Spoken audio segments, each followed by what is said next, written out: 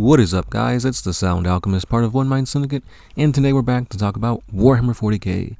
In this one, I will be going over a few passages from the novel Atlas Infernal, where we see the true might of a blank, a pariah, a null. These are anti-psyker beings that exude a aura of anti-warp, anti-psyker, and dread.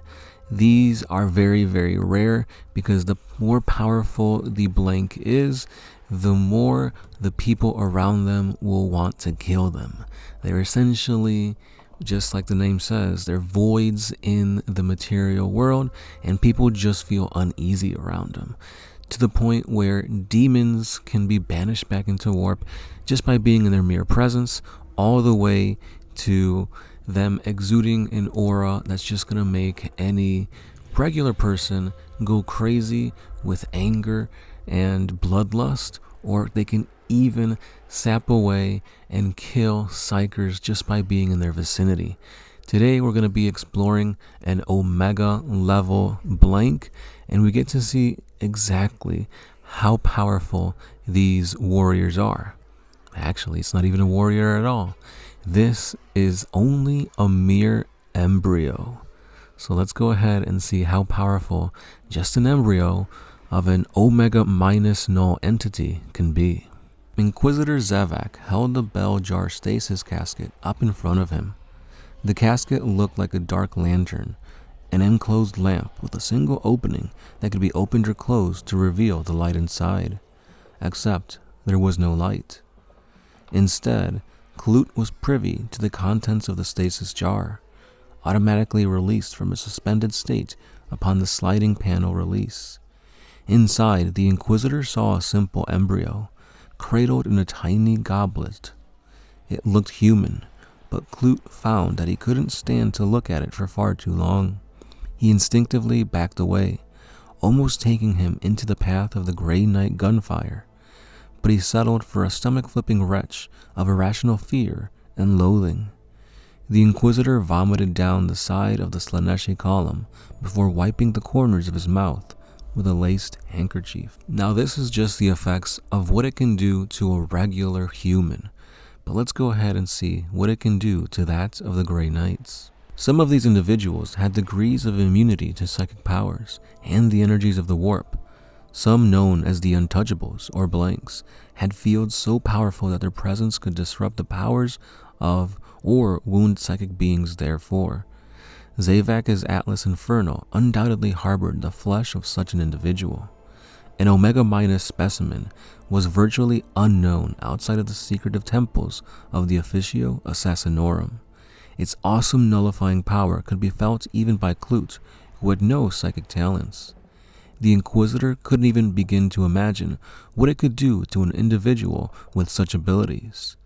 And then he wanted to find out. Light blazed through the phallic Slaneshi obelisk as the Terminator cut the column in half with his Nemesis Force halberd. The stone tumbled and crashed between Zavak and Clute, forcing both Inquisitors back. The Grey Knight laid a colossal gauntlet on Zavak's gaudy patterned shoulder, and the High Inquisitor turned to find himself looking into the twin barrels of a Space Marine's bolter. Zavak swung the stasis casket around to meet his captor, holding it up at the Grey Knight Terminator helmet and allowing the full unstoppable force of unbound psychic negativity to bathe the Adeptus Astartes warrior. The thick ceramite and adamantium of the Grey Knight's tactical dreadnought armor had shielded the Space Marine for centuries, but it could do nothing to protect the psychic battle brother within the null field of the delicate pariah embryo. There was a momentary scream, unmanly and immediately. The blade of the warrior's Nemesis Force halberd shattered like glass, tormented by the highest of sung notes. The psi matrix interwoven metal fragments exploding in all directions.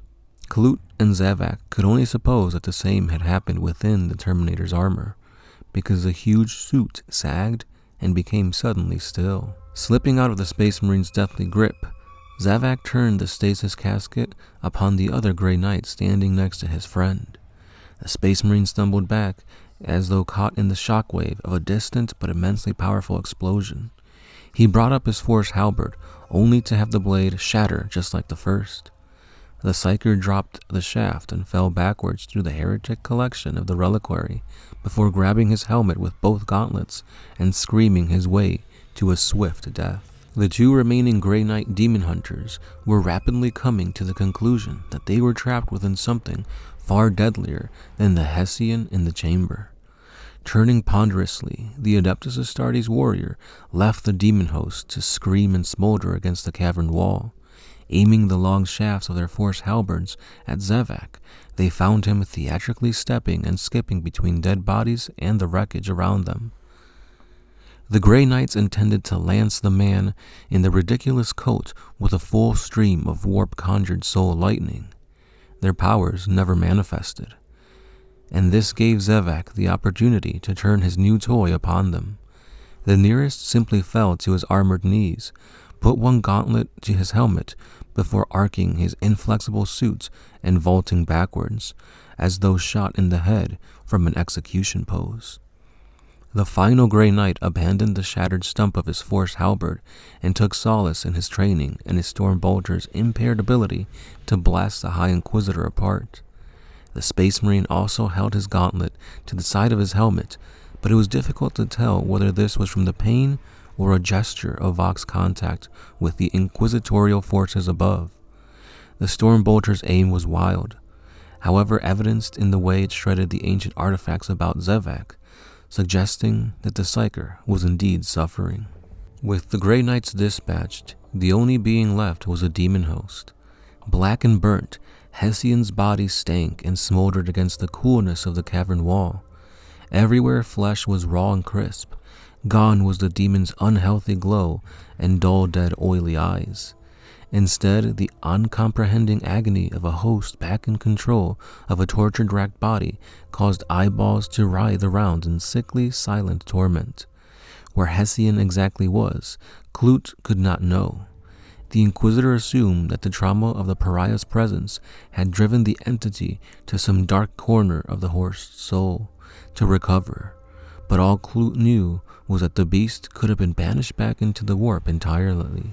Now this is just a taste of what this pariah can do. Once again, let's remember that it is a mere embryo, no sentience, just pure, unadulterated, raw, blank energy.